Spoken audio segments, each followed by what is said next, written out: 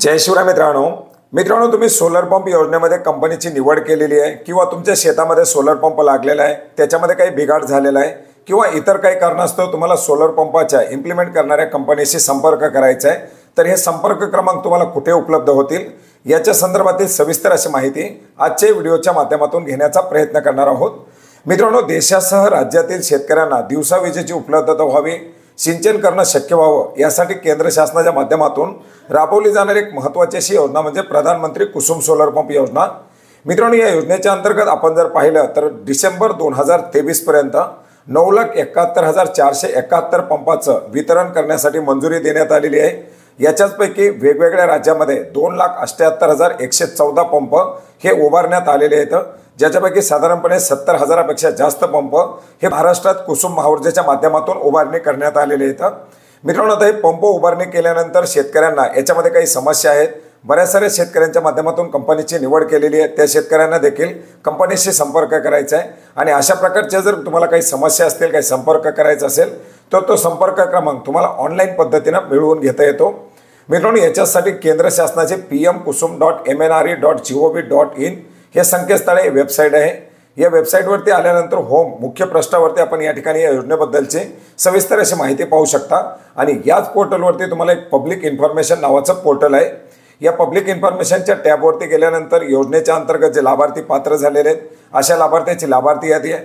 या योजनेच्या अंतर्गत जे सोलर पंप आहेत त्याचे टेस्ट रिपोर्ट तुम्हाला या ठिकाणी मिळतील आणि याच ठिकाणी तुम्हाला एक ऑप्शन देण्यात आलेली आहे सर्व्हिस सेंटर रिपोर्ट। या सर्व्हिस सेंटर रिपोर्टवरती क्लिक करायचं आहे। सर्व्हिस सेंटर रिपोर्टवरती क्लिक केल्यानंतर तुम्हाला सर्वात प्रथम सिलेक्ट स्टेट याच्यामध्ये आपल्याला राज्य निवडायचं आहे महाराष्ट्र निवडल्यानंतर पुढे तुम्हाला सिलेक्ट इम्प्लिमेंटेड एजन्सी जी कंपनी आहे, वेंडर जो आहे तो निवडायचा आहे। आता याच्यामध्ये आपण शक्ती पंप्स निवडलेले आहे, शक्ती पंपाची मोठ्या प्रमाणात निवड केली जाते। शक्ती पंप निवडून गोवरती क्लिक केल्यानंतर आपण या ठिकाणी पाहू शकता प्रत्येक जिल्ह्यानुसार शक्ती पंपचे जे काही सर्व्हिस सेंटर आहेत त्या सर्व्हिस सेंटरचं नाव, त्याच्या कॉन्टॅक्ट पर्सनचं नाव, मोबाईल नंबर आणि ईमेल ID अशा प्रकारची माहिती या ठिकाणी देण्यात आलेली आहे, ज्याच्यामध्ये आपण पाहू शकता अहमदनगर, अकोला, अमरावती, बीड, बुलढाणा, गोंदिया, धाराशिव जे काही जिल्हे असतील या सर्व जिल्ह्यांची माहिती, त्या जिल्ह्याचे संपर्क क्रमांक याच्यामध्ये देण्यात आलेले आहेत आणि आपण ज्या जिल्ह्यामधून असाल त्या जिल्ह्यातील या सर्व्हिस सेंटरवरती आपण संपर्क करू शकता। मित्रांनो, याचप्रमाणे आपण पाहू शकता याच्यामध्ये वेगवेगळ्या कंपन्या आहेत। काही कंपन्यांचे सर्व्हिस सेंटर सध्या सुरू झालेले नाहीत, परंतु ज्या ज्या कंपनीचे सर्व्हिस सेंटर उपलब्ध आहेत त्या मोठ्या कंपन्याचे किंवा ज्या जुन्या कंपन्या आहेत त्यांच्या सर्व्हिस सेंटरचे नंबर आपल्याला जिल्ह्यानुसार या ठिकाणी पाहायला मिळणार आहेत।